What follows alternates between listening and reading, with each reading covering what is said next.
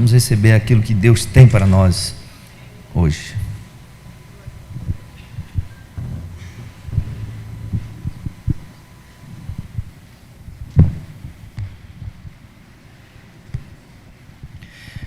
Meus irmãos, graça e paz. Vamos nesse momento abrir a palavra do Senhor na primeira epístola do apóstolo Paulo aos Coríntios.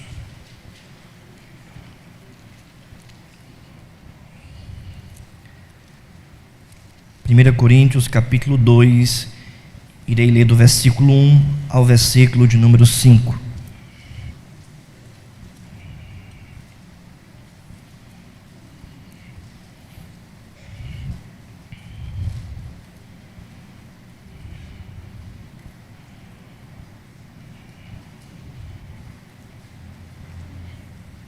Primeira Coríntios capítulo de número 2, do versículo 1 ao versículo 5, se você encontrou, diga amém.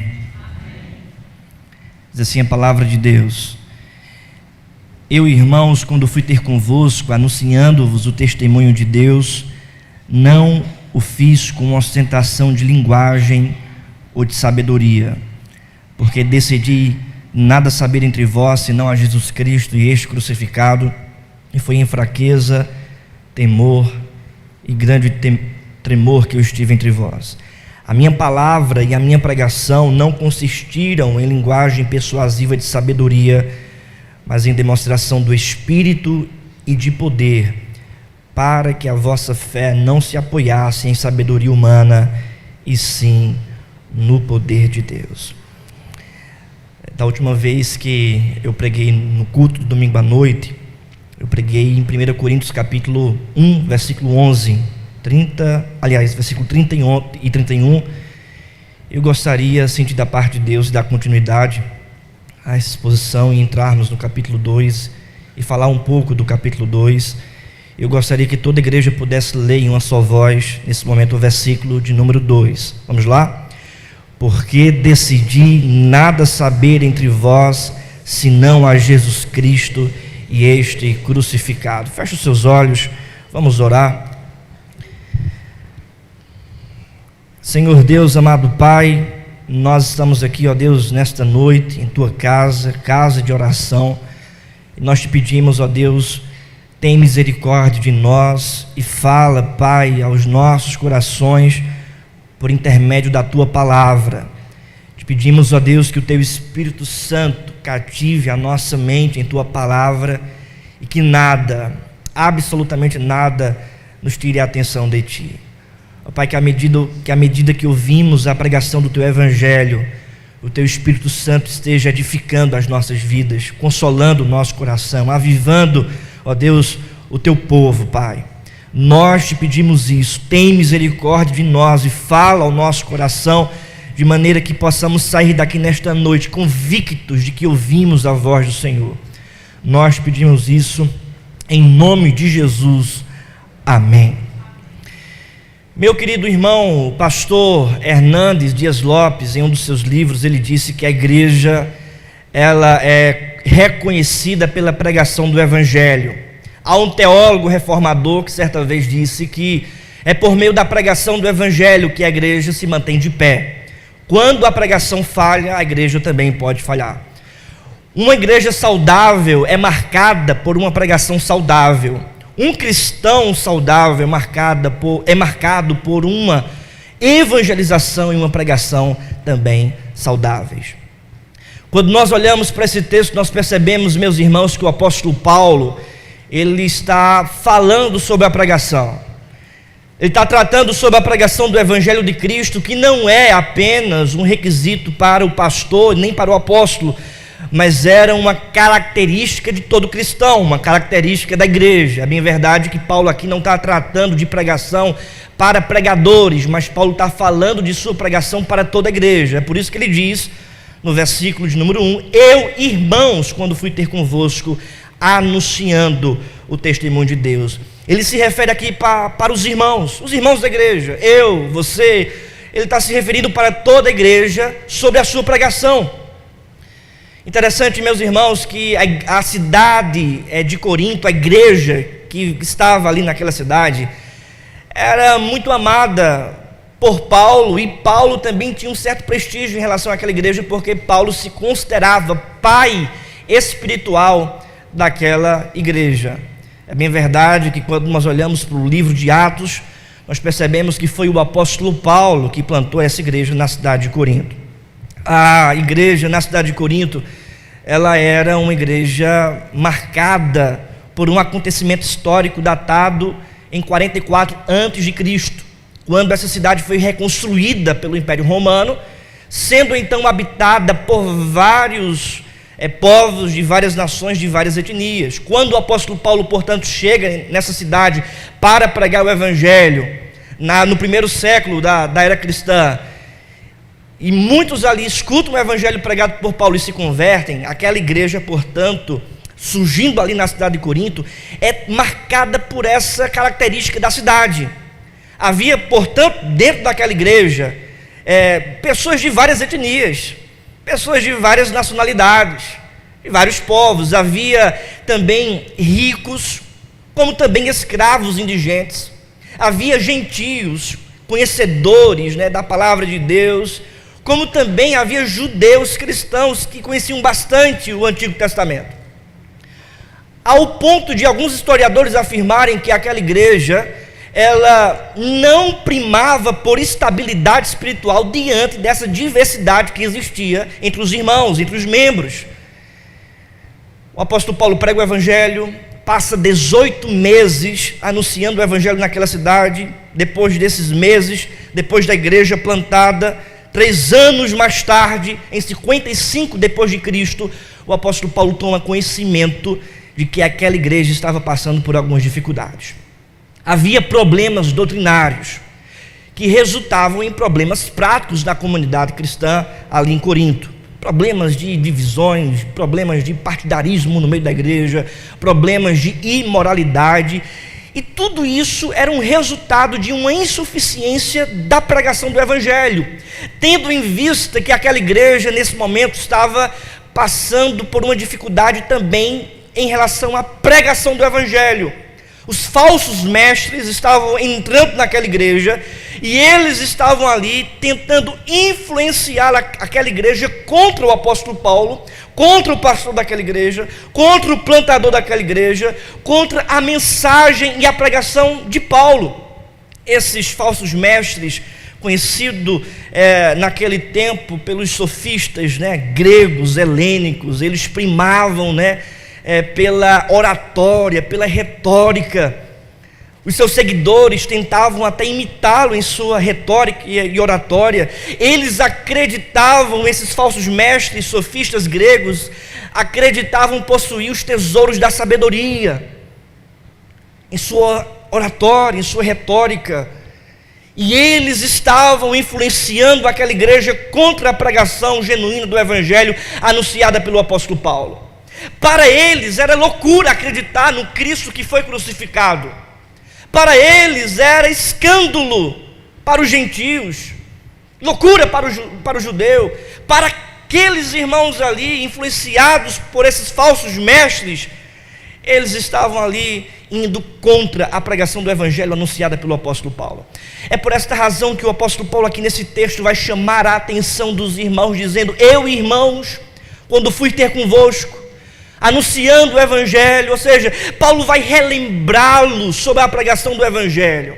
Paulo vai falar sobre a verdadeira pregação do evangelho, que deve ser marca inquestionável da igreja de Cristo Jesus, não apenas no culto público, mas também quando você estiver fora das 4 paredes anunciando o evangelho por este mundo. O apóstolo Paulo, portanto, aqui nesse texto, vai falar sobre os fundamentos da verdadeira pregação, os fundamentos da verdadeira evangelização, os fundamentos da verdadeira palavra que você e eu devemos proclamar diante de falsos mestres que estavam anunciando uma falsa pregação, que estavam anunciando uma voz rouca, que estavam anunciando algo que era contrário à genuína pregação do evangelho.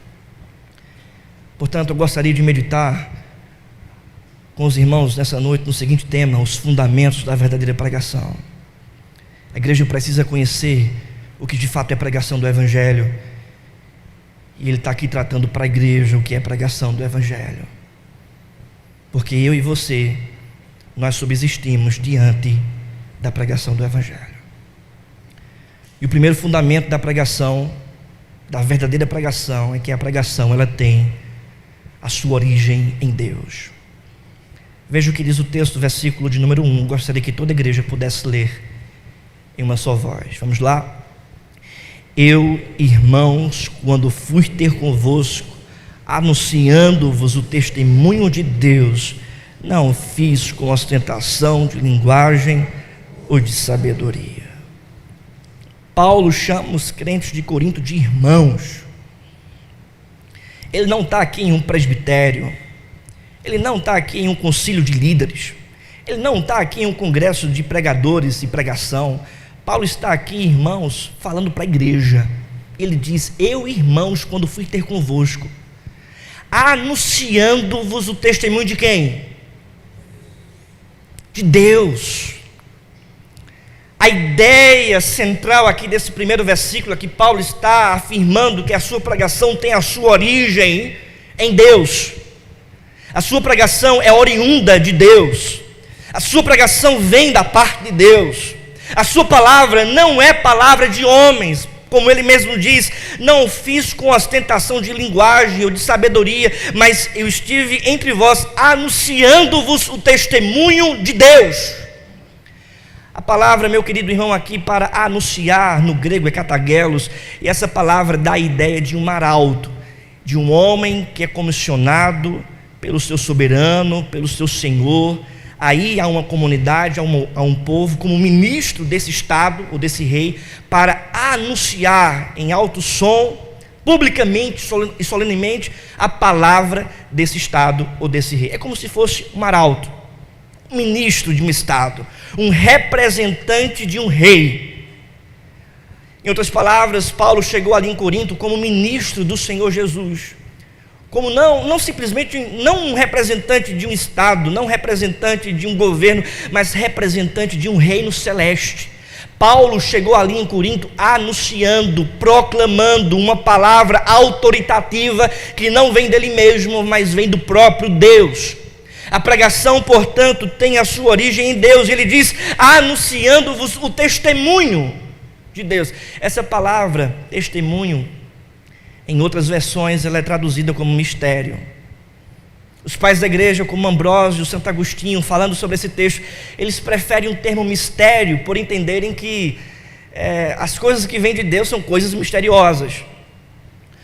Todavia, grande parte dos estudiosos hoje em dia, de tradição reformada, estudiosos da palavra de Deus, eles ainda assim preferem o termo testemunho, por entenderem que Paulo não está anunciando o mistério, mas Paulo está abrindo a cortina do céu e anunciando a verdade de Deus. Aquilo que era mistério no Antigo Testamento agora é anunciado em alto e bom som, com muita clareza, para aqueles irmãos em Corinto, pela boca do apóstolo Paulo. Mistério, testemunho, uma coisa é certa: Paulo está anunciando algo que vem de Deus. Paulo não tem um propósito de anunciar uma outra verdade, senão a verdade do Senhor. Meu querido irmão, João Calvino, comentando esse texto, ele diz que o testemunho de Deus é aquele que tem a sua origem em Deus, a saber, a palavra do qual Deus é o autor. Assim como os profetas do Antigo Testamento diziam para o povo: assim diz o Senhor, e pregavam o Evangelho, pregavam a palavra, exortando o povo contra o pecado, edificando o povo na salvação, dando esperança também para o povo, falando sobre salvação. Assim também os pregadores do Novo Testamento, os apóstolos do Novo Testamento, e tem esse mesmo princípio de afirmarem a palavra de Deus, dizendo: assim diz o Senhor. Ou seja, é o testemunho de Deus, não é o testemunho do pregador, Não é o testemunho particular de vida pessoal, não é o testemunho particular de algum acontecimento da história de uma vida de uma pessoa. Paulo aqui não está anunciando, nem dando testemunho do que aconteceu em sua vida, mas Paulo aqui está dando testemunho da palavra de Deus, anunciando a palavra de Deus. Meu querido irmão, a igreja, ela é marcada e reconhecida por uma igreja que anuncia a palavra de Deus. O apóstolo Paulo, escrevendo a sua carta aos Tessalonicenses, capítulo 2, versículo 13, Paulo dá graças a Deus porque a igreja havia recebido a pregação não como palavras de homens, e sim como em verdade é a palavra de Deus.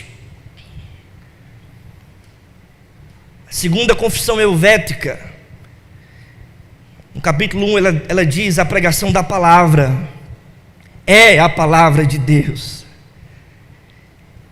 Em outras palavras, o apóstolo Paulo aqui está consolidando uma verdade que deve ser inquestionável na igreja cristã: é que a pregação da palavra é o momento onde a igreja escuta a palavra de Deus. Meu querido irmão, preste bastante atenção. Quando chega o dia do Senhor, o domingo, primeiro dia da semana, nós somos convocados pelo próprio Deus a sair de nossas casas e nos reunirmos em um local, não apenas para louvar e adorar a Deus, mas principalmente para ouvirmos a sua voz pela pregação do Evangelho. Deus tem chamado você todas as semanas para virem aqui, não simplesmente para levantar as mãos e cantar louvores, isso é fundamental, mas isso vai mais além. Deus tem chamado você para ouvir a sua voz. Quando nós estamos aqui, irmãos, reunidos em torno da palavra de Deus, nós não estamos apenas escutando a voz de um pregador, nós não estamos apenas escutando a voz de um homem, mas quando a pregação ela é fiel às Escrituras Sagradas, ela tem um compromisso de anunciar o testemunho de Deus, a verdade de Deus, a palavra de Deus, nós estamos ouvindo a voz do próprio Senhor.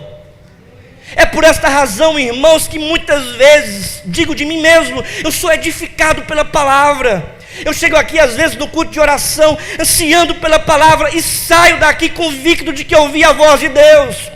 Muitas vezes você está com questões, com problemas, com adversidades e não sabe o que fazer. Alguém da sua família até não tenha consciência, nem ciência do que se passa, mas aí você chega na casa de Deus, você escuta a palavra e Deus fala exatamente aquilo que você precisa ouvir. Sabe por quê? Porque quando a pregação ela é fiel à palavra de Deus, quando ela é fiel às Escrituras, quando ela tem o compromisso de anunciar somente o testemunho de Deus, nós ouvimos a voz do Senhor. É por essa razão que a pregação ela é central no culto. Por esse conhecimento, por essa verdade, por essa convicção de que na pregação do Evangelho nós ouvimos a voz de Deus.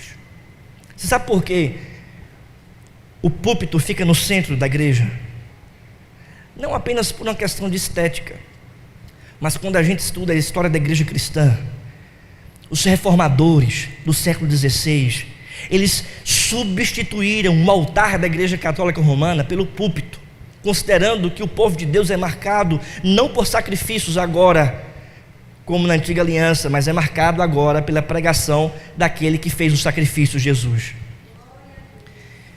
E aí eles substituíram o altar da católica romana para o púlpito nas igrejas reformadas, oriundas da reforma protestante no século XVI. E grande parte dessas igrejas, a maioria delas, o púlpito ficava no centro da igreja, com a ideia de mostrar para o rebanho e para o povo de que a palavra deve ser central no culto cristão, a palavra deve ser central na vida cristã, a palavra, a pregação do Evangelho deve ser a centralidade do culto cristão. Porque em todo momento do culto nós oferecemos algo a Deus.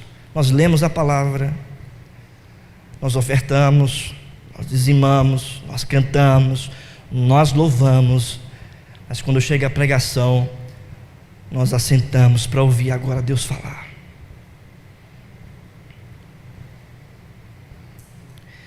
Deus tem marcado um encontro com os irmãos todos os domingos, para você ouvir a voz de Deus.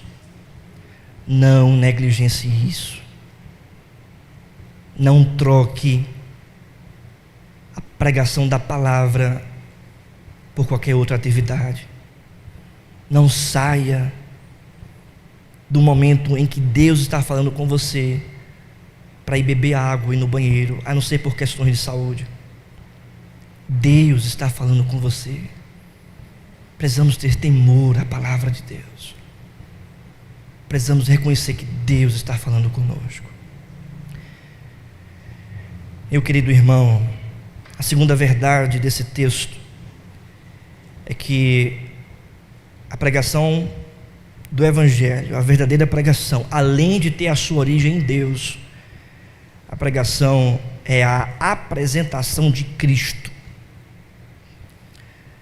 Veja comigo o versículo 2, eu gostaria que toda a igreja pudesse ler em uma só voz o versículo 2.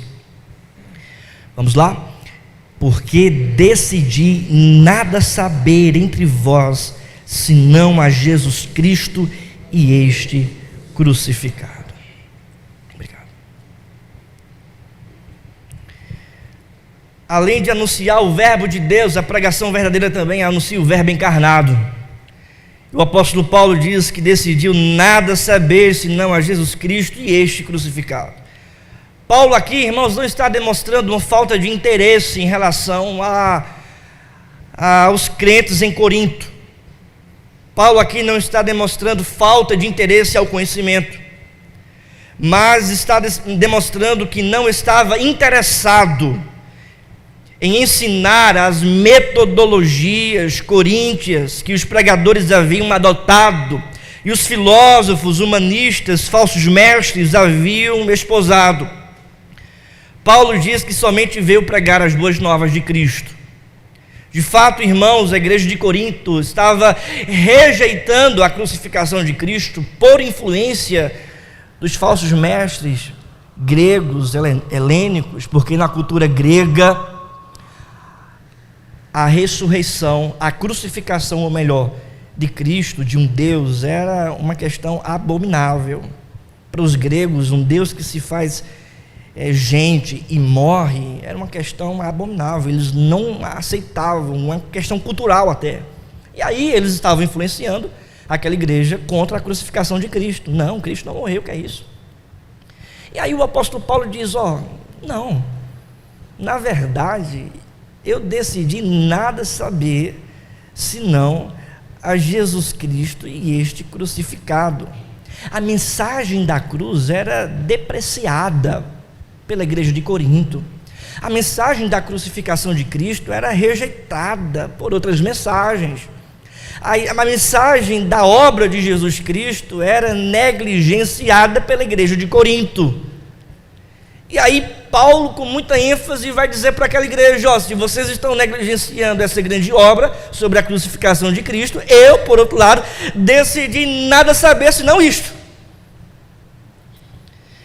É bem verdade, irmãos, que nós não podemos interpretar esse texto entendendo ou pensando que o apóstolo Paulo apenas pregava sobre a cruz de Cristo, apenas sobre a crucificação de Cristo. Não é essa a intenção do apóstolo Paulo.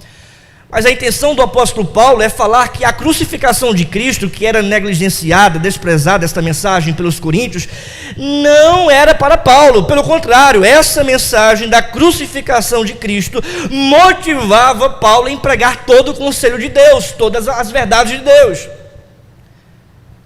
O reformador de Genebra, comentando esse texto, ele afirma: Paulo não pretendia dizer que ele nada proclamava com respeito a Cristo senão a cruz, mas que todo o vilipêndio da cruz não o impediam de proclamar a Cristo.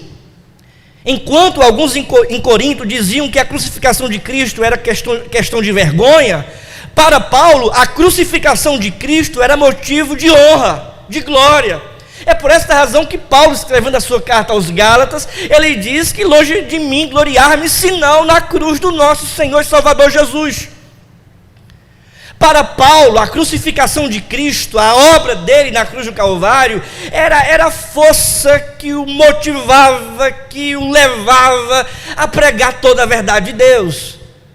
Essa mensagem de crucificação, negligenciada pela igreja de Corinto, foi aqui, irmãos, repreendida pelo apóstolo Paulo, dizendo: essa igreja, a igreja que eu plantei, que pastoreei, que estive com vocês durante 18 meses, eu, quando estive aí entre vocês, decidi nada saber, apenas preguei o evangelho de Cristo, e o que me motivou a pregar o evangelho foi saber que Cristo morreu pelos meus pecados.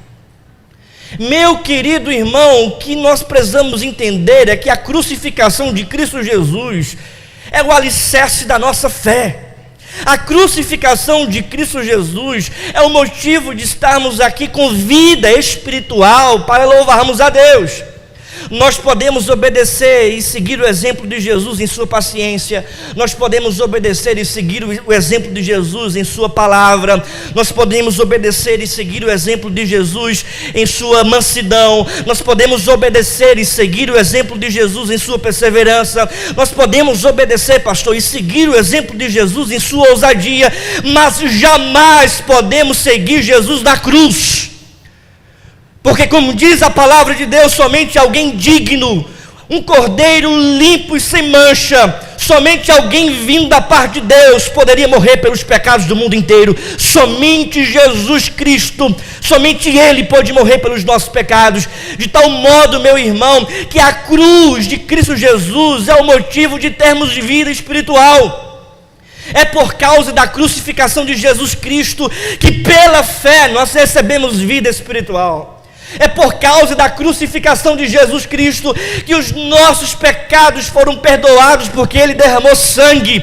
A graça é bom demais, mas ela não veio de graça. Alguém precisou morrer para que Deus derramasse graça sobre os nossos pecados, sobre as nossas vidas. É por causa da crucificação de Cristo que nós somos reconciliados com Deus. É por causa da crucificação de Cristo que nós temos paz com Deus. É por causa da crucificação de Cristo que nós temos agora um caminho a se chegar ao Pai em oração. É por causa da crucificação de Cristo que nós temos a convicção que nada poderá nos arrebatar daquele que nos comprou com sangue. É por causa da crucificação de Cristo, meu querido irmão, que nada poderá nos separar do amor dele, porque ele nos amou, provando do seu próprio amor pelo fato de ter Cristo morrido por nós, sendo nós pecadores. Paulo, ele decidiu nada saber, senão a Jesus e este crucificado. Paulo, ele não quis saber de psicologia. Paulo não levou para o púlpito psicologia. Paulo, ele não quis saber de moralismo. Paulo não levou para o púlpito moralismo. Paulo não fez uma pesquisa de campo querendo saber das necessidades dos ouvintes, daquele público. Não, Paulo não quis saber disso. Paulo não quis saber de teologia da prosperidade. Paulo não quis saber de nenhum aspecto humanista. Paulo quis apenas pregar o evangelho de Cristo e este crucificado. Paulo não quis saber de outra ciência. Ele diz: eu não fiz concentração de linguagem ou de sabedoria. O princípio aqui, irmãos, aqui Paulo não quis levar para o púlpito qualquer outra ciência, senão a ciência do evangelho. A matemática é boa, é excelente, é boa. A biologia é boa, é excelente, é boa, é graça de Deus. A psicologia é boa demais. A minha esposa é psicóloga, é por isso que ela me aguenta. É excelente, é tudo graça de Deus, a ciência de Deus. O direito é bom, maravilha, né? A medicina é bênção, tudo é bênção de Deus. Mas, meu querido irmão, púlpito é lugar de pregação do evangelho. Igreja para pregar a palavra de Deus, ela procura nada saber senão entre vós, senão Jesus Cristo e este crucificado. A igreja, você precisa pregar o evangelho de Cristo. Decidi nada saber entre vós, senão a Jesus Cristo este crucificado. Infelizmente, nos nossos dias, a mensagem de Cristo tem sido substituída por muitas e outras mensagens. Infelizmente. E não a mensagem de Cristo Jesus. Há uma palavra do pastor Renato Vargens que ele disse que a igreja não tem o direito de pregar uma outra mensagem, senão a mensagem de que um menino nos nasceu, um filho o Senhor vos deu, e o governo está sobre os seus ombros. O pastor chamado Stuart Olyott, ele disse que quando a pregação não anuncia Cristo, ali não houve pregação cristã. Martim Lutero disse que toda mensagem deve ser respaldo da obra da cruz de Cristo. Se assim não for, é moralismo cristão. Não é uma questão nova, mas é uma questão que vem da reforma protestante. Se você pesquisar os reformadores, Martim Lutero, na segunda reforma, João Calvino, Melancto, Beza, todos os outros reformadores do século 17, 18, os puritanos, né, Charles Spurgeon, Jonathan Edwards, se você pesquisar todos eles e procurar saber o que eles falam sobre pregação e sobre a igreja anunciando a pregação, eles vão dizer o seguinte: a pregação é apenas o anúncio de Cristo e as suas consequências. Eu não estou dizendo aqui, irmãos, que a igreja não pode falar sobre obediência, sobre santificação, sobre outros assuntos e outras verdades bíblicas, mas tudo isso, irmãos, é um resultado da obra de Jesus Cristo, porque se Cristo não for anunciado, se nós não tivermos essa base de que é por Ele que nós conseguimos obedecer, toda obediência e qualquer outro imperativo vira apenas legalismo e religiosidade. A pregação anuncia Cristo. Você deve anunciar Cristo. Nós precisamos anunciar Cristo Jesus.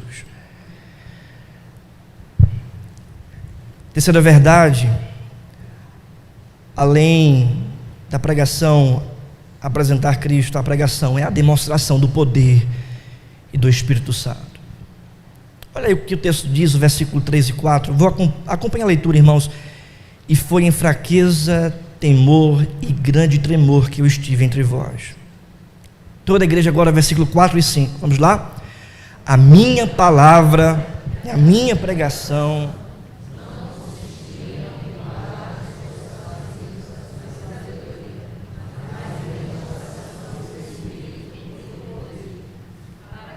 vossa fé não se apoiasse,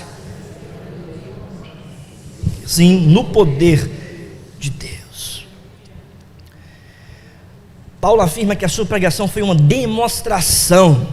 Você já pensou? Essa palavra aqui, irmãos, demonstração, do versículo 4, né? E a minha palavra e a minha pregação não consistiram em linguagem persuasiva de sabedoria, mas em demonstração. Essa palavra no grego, para aquela época, era utilizada em um tribunal, quando uma testemunha apresentava ali, né, uma demonstração, uma prova irrefutável. Era algo inquestionável e irrefutável. Que Paulo aqui está apresentando, utilizando essa linguagem, é que a demonstração da pregação do Evangelho, que anuncia a verdade de Deus, que apresenta Cristo, essa pregação que ele esteve ali anunciando em Corinto, era uma pregação irrefutável. Por quê? Porque era uma demonstração do Espírito e do poder. A palavra, irmãos, Espírito aqui é a primeira vez que ela aparece nessa carta. E note, irmãos, que quando nós olhamos para o livro de Atos, todas as vezes que o Espírito Santo descia sobre a igreja, o que é que a igreja fazia? Pregava o Evangelho. O Espírito Santo desceu no dia de Pentecostes, Pedro se levanta e prega o Evangelho. O Espírito Santo desce avivando o seu povo em Samaria, eles pregam o Evangelho. O Espírito Santo desce na casa de Cornélio em Atos 10 e eles anunciam o Evangelho. Ou seja, o Espírito Santo é a força que faz com que a pregação do Evangelho seja eficaz. Paulo não chegou ali, querido, cheio de si, cheio de teologia, né? Cheio de oratória, cheio de aspectos de retórica, embora é uma mensagem teológica, mas ele não estava pregando pela sua força pessoal, pela sua capacidade pessoal, mas ele estava dependendo do Espírito Santo. É por isso que ele diz no versículo 3 que foi em fraqueza, foi temor, e foi em grande tremor que eu estive entre vós, diz Paulo. Ele não chegou ali, irmãos, com as técnicas, com as ciências daquele tempo. Ele diz no versículo 4, a minha palavra e a minha pregação não consistiram nas ciências daquele tempo, na linguagem persuasiva de sabedoria. Note que Paulo aqui, irmãos, não está questionando a ciência, mas Paulo aqui está dizendo que ele estava dependendo do Espírito Santo. É bem verdade que Paulo gostava sim de ler, gostava sim de pesquisar, gostava sim dos livros. É por isso que ele pede para Timóteo na sua segunda carta, traga-me os pergaminhos. Todavia, Paulo vai pregar o Evangelho não dependendo de sua capacidade, mas Paulo vai pregar o Evangelho dependendo do Espírito Santo de Deus. Paulo chega ali em Corinto não motivado por suas capacidades pessoais, mas Paulo chega ali em Corinto movido e dependendo do Espírito Santo de Deus. É por isso que ele usa a palavra poder. Porque quando o Espírito Santo usa as palavras de alguém para mudar a vida de uma pessoa, para transformar a vida de uma pessoa, quando o Espírito Santo usa a mensagem de um pregador, a mensagem de um missionário, a mensagem de um cristão, essa mensagem, irmãos, é poderosa. É por isso que Paulo diz, eu estava dependendo, era de Deus, era do Espírito Santo, e essa mensagem foi uma mensagem poderosa. De tal forma, irmãos, no versículo 5, ele diz, para que a vossa fé não se apoiasse em sabedoria humana, e sim no poder de Deus. O que Paulo está aqui querendo afirmar, é que a transformação espiritual, a transformação de coração, a transformação de vida, a transformação de conduta, a transformação, irmãos, de coração, aconteceram por causa da eficácia do Espírito Santo na pregação do Evangelho. Não foi Paulo que conseguiu mudar eles, mas foi o Espírito de Deus que mudou a vida deles. Meu querido irmão, quando Deus se utiliza da mensagem, a gente sente logo a diferença. A gente nota quando a pregação é morta e apenas uma questão racional e intelectual, quando a pregação ela é cheia do Espírito Santo. Até mesmo você evangelizando, você pode usar todos os seus argumentos contra um incrédulo ou contra alguém que ainda não conhece a palavra de Deus. Mas eu digo para você, nada vai adiantar todos os seus argumentos se o Espírito Santo não estiver com você. De outra sorte, irmãos, basta somente um Jesus te ama, cheio do poder do Espírito Santo, que é capaz de mudar e transformar corações. É porque, irmãos, o poder, a eficácia não está no pregador, mas está no Espírito Santo, na mensagem. Agostinho de Hipona, falando sobre esse conceito, sobre essa verdade para a igreja, ele diz, na pregação, o Espírito Santo usa as palavras do mensageiro, do pregador e do cristão como ocasião para a presença de Deus na graça e na misericórdia. Charles Spurgeon, quando ia pregar na Catedral de Londres, ele subia no púlpito, os degraus do púlpito, dizendo, eu creio no Espírito Santo, eu creio no Espírito Santo, eu creio no Espírito Santo. Pregador congregacional chamado Jonathan Edwards, ele disse, o pregador deve labutar para colocar sua pregação sob a influência de Deus, sob a influência do Espírito em oração. E ele continua dizendo, um pregador precisa arder e iluminar, precisa de calor no coração e luz na mente.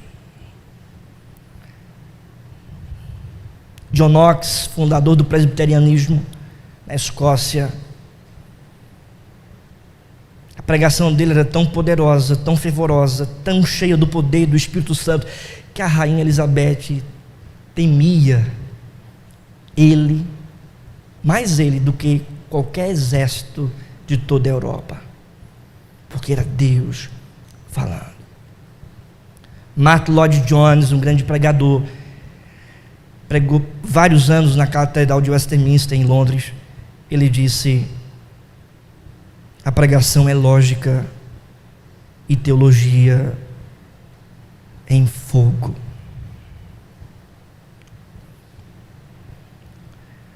Porque somente o Espírito Santo de Deus, a unção do Senhor, é capaz de transformar vidas. E essa transformação, meu querido irmão, ela é inquestionável. É uma demonstração irrefutável. É por isso que ele diz no versículo 5, para que a vossa fé não se apoiasse em sabedoria humana, e sim no poder de Deus. Porque muda, transforma. Certa vez um aluno na faculdade, um aluno cristão, ele foi questionado pelo seu professor ateu, não somente ele, mas toda a sala de aula. O professor estava zombando do cristianismo, e ele perguntou se tinha alguém ali capaz de defender a fé cristã. O aluno, jovem, cristão e crente, temente a Deus, ele se levantou e disse: professor, eu tenho sim algo a dizer. E o professor: diga. Defenda a sua fé. Ela não é verdadeira. Você quer mesmo defender a sua fé? Você tem argumentos ou demonstrações que deem verdade, veracidade à fé cristã? E aí o jovem cristão disse: tenho, para aquele professor ateu. Então diga. Aí o jovem cristão se levantou, já estava levantado, ele abriu a sua boca e disse: professor, me mostre uma pessoa, apenas uma pessoa, que foi transformada pelo ateísmo, e eu vou te apresentar um séquito de ladrões, várias pessoas, adúlteros, prostitutas, mentirosos, que foram transformados pela pregação do Evangelho e hoje são outras pessoas. Ele ficou calado, professor, porque a única verdade que tem capacidade e poder para transformar vidas é a verdade de Deus, é a verdade do Evangelho, é a verdade do Espírito Santo agindo poderosamente nos nossos corações. Você crê nessa verdade?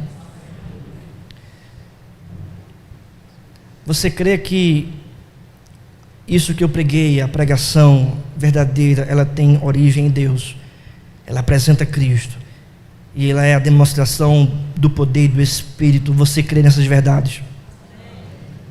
Se cremos, para terminarmos, em primeiro lugar, nós precisamos ser um povo conhecido pela palavra. O povo de Deus, ele é reconhecido por ser um povo da palavra. Não é um povo das imagens, não é um povo do altar e de sacrifícios, mas é um povo da palavra. É um povo que ama a pregação do Evangelho.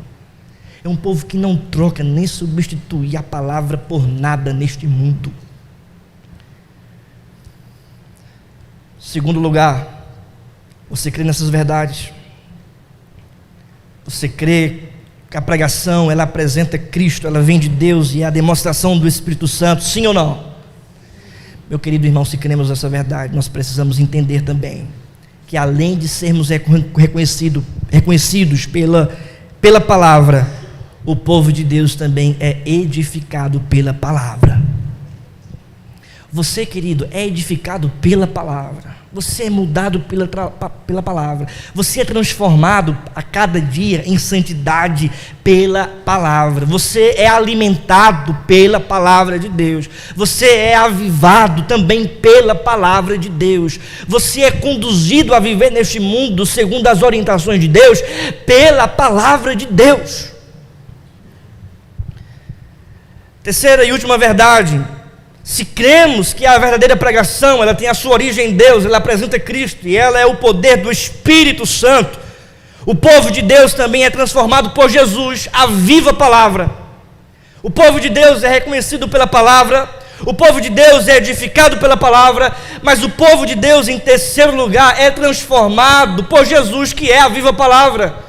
O próprio João, escrevendo o evangelho, o quarto evangelho, ele diz, né, que o verbo estava com Deus, a palavra estava com Deus, e por meio da palavra, por meio do verbo, todas as coisas foram feitas. E o verbo, irmão, se fez carne e habitou entre nós, cheio de graça e de verdade, e vimos a glória do unigênito do Pai. Ou seja, a palavra de Deus, irmãos, é um simbolismo, é uma representação da própria presença de Jesus Cristo. Meu querido irmão, eu tenho convicção absoluta que Jesus está aqui em espírito edificando as nossas vidas. Jesus está aqui, irmãos, transformando os nossos corações. Jesus está aqui pela palavra. Não é por imagens, não é por sacrifícios que o homem pode fazer. O profeta recebeu uma instrução da parte de Deus em Ezequiel 37. Aliás, o profeta Ezequiel, e ele disse assim, ele ouviu da parte de Deus dizendo assim, profetiza a esses ossos secos, fala a palavra, e esses ossos receberão carne, juntas, e eles serão revivificados, da morte receberão vida. É por meio da palavra, que é Jesus Cristo, que está aqui nessa noite, que nós recebemos vida.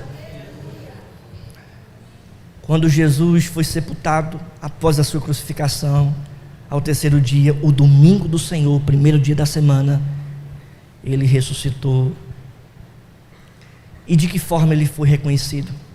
Maria falou com ele, e não reconheceu. E quando ele falou, Maria percebeu, mestre, é o Senhor. Pedro também não reconheceu, mas quando Jesus falou, ele logo notou, é Jesus, é o Cristo. Quando Paulo, no caminho de Damasco, recebeu a intervenção de Deus, foi Jesus, irmãos, que falou, dizendo, Saulo, Saulo, por que me persegues? E ele reconheceu que era Jesus. No versículo 9, lá de Atos 9, diz que os que estavam com Paulo não viram, mas ouviram a palavra. É por isso que nós obedecemos o segundo mandamento de não fazer imagens e esculturas, porque nós somos um povo que é edificado e transformado pela palavra. Embora nós não enxergamos aqui Jesus, mas, meu querido irmão, Jesus está entre nós, porque nós ouvimos a sua voz. E no tempo certo, lá do alto, como diz lá em Apocalipse capítulo 11, ele vai dizer, mortos ressuscitem pela palavra, e os mortos ressuscitarão primeiro. Ele vai dizer, subi para cá, e nós seremos arrebatados, porque somos um povo da palavra. Jesus é o verbo e a palavra viva de Deus, que tem edificado as nossas vidas. Fiquemos de pé, irmãos, vamos orar.